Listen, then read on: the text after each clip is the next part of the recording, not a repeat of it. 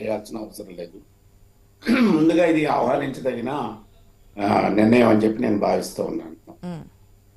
అసలు మొదలు ఒకప్పుడు బీజేపీ అలాగే వైసీపీ కూడా గత 5 సంవత్సరాల్లో పూర్తిగా రాజధానినే కర్నూలుగా ఉంచాలని మన హైకోర్టు అంటే న్యాయ రాజధానిగా ఉంచాలని కోరారు. తర్వాత కూటమి వచ్చిన తర్వాత అక్కడ బెంచ్ ఏర్పాటుకి ఇది వేగవంతమైన చర్య అని చెప్పి మనం భావించాల్సిన అవసరం ఉంటుంది.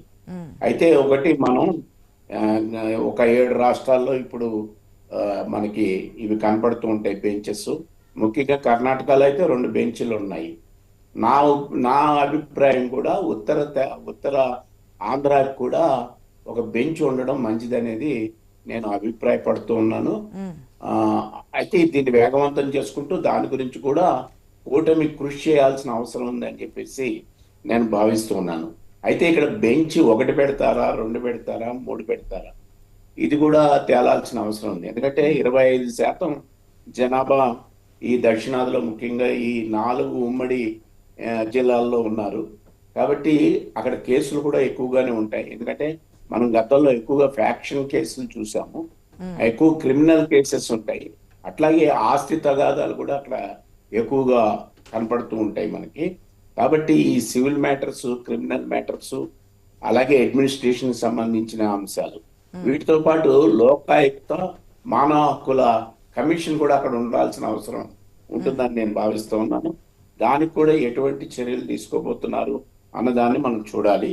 కూటమి తన ఇచ్చిన వాగ్దానాల్లో ప్రజాపాలనలో ముఖ్యంగా మన ముఖ్యమంత్రి గారు ఇచ్చిన వాగ్దానాన్ని మరి 4 నెలలు దాటిన తర్వాత ఇంత వేగవంతం చేయడం మంచిదే. దీన్ని మరింత వేగవంతం చేయడానికి కేంద్రం యొక్క సహకారాన్ని తీసుకోవాల్సి ఉంటుంది. హైకోర్టు నుంచి సునీత గారు కోరిన గణాంకాలు వెంటనే విడుదల చేయించాల్సిన బాధ్యత ఉంటుంది.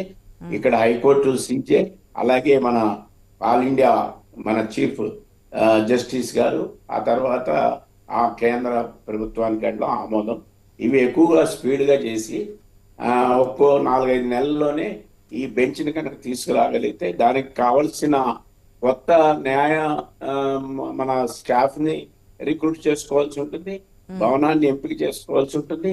ఇప్పుడున్న జడ్జెస్ నుంచి కాకుండా కొత్త జడ్జెస్ ని కూడా నియామకం చేసుకోవడం ద్వారానే దానికి న్యాయం చేకూరుతుంది అని చెప్పి నేను భావిస్తున్నా. ఇది ఆహ్వానించదగిన నిర్ణయం అని చెప్పి నా యొక్క అభిప్రాయం. వెంకటేశ్వర రెడ్డి గారు, గుడ్ మార్నింగ్ సార్.